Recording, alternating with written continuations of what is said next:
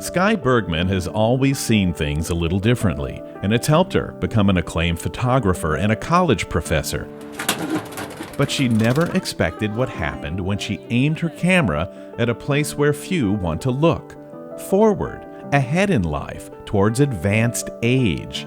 But it's there she discovered a treasure. It was almost, she felt, like a map to the secrets of a life well lived. I always say that everyone has a story to tell if you just take the time to listen. Listen is what she did, but what she heard was priceless. A life well lived is accomplishing your goals, being happy, loving people, and being peaceful within yourself. I think what keeps me going is my own internal curiosity. People will say to me, "You're so curious." And I think it's important in life is taking chances and risking, facing new situations, learning new skills, and not getting in a rut. If you can say that I've made the world a better place because I've gone through it, then I think that's a life well lived. Live one day at a time.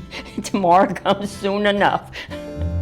She focused on the lives of 40 people, old in age and strangely compelling. Watching makes you wonder if you might be getting a glimpse of your own future, something Bergman first thought about with her grandmother. When she was about ready to turn 100, I went back and filmed her working out at the gym. Wait, what? Yeah, I know. She used to work on her exercise and lift weights, and I want to tell you, she didn't start working out till she was in her 80s. So it's never too late to start working out. She had a phrase, move it or lose it, and she really lived that. So I thought, well, I better film her because nobody's going to believe that at almost 100, she's still working out at the gym. And just as a throwaway comment, I said to her, "Grandma, do you have some words of wisdom?" And that was the beginning of this whole project. A project that started Bergman down a path of unexpected twists and turns, fighting against the fallacy that increasing age means diminishing value, revealing a source of wisdom that's there for all of us to benefit from, that instead we tend to isolate and ignore. One of the things that I learned when I was doing the research for the film is that the last 100 years is the first time in human history that we've looked to anyone other than our elders for advice.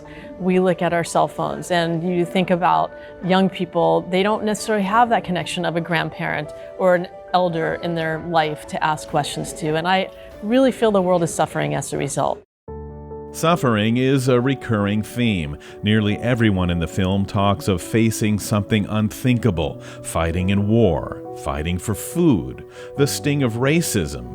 We were taken out of our homes, we had to leave everything, and we could only take what we could carry. The civil rights movement. I would be on the picket lines all the time.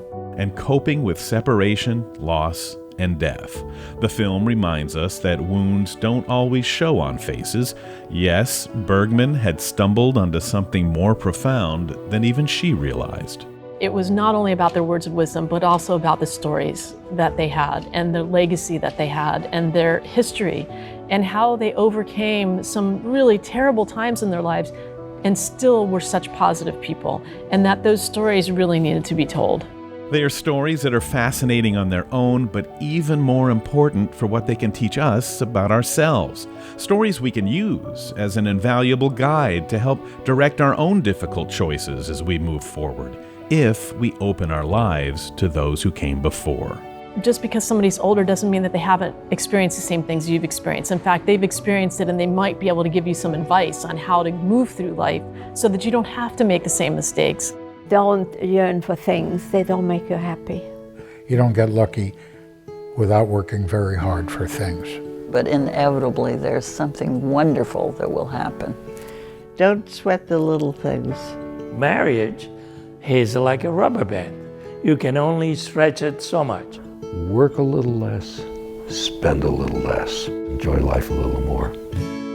I want to live a life well lived, and so I want people that are role models for that. What can I look forward to? What should I be doing so that when I get to the end of my life, I feel like I've lived a life well lived?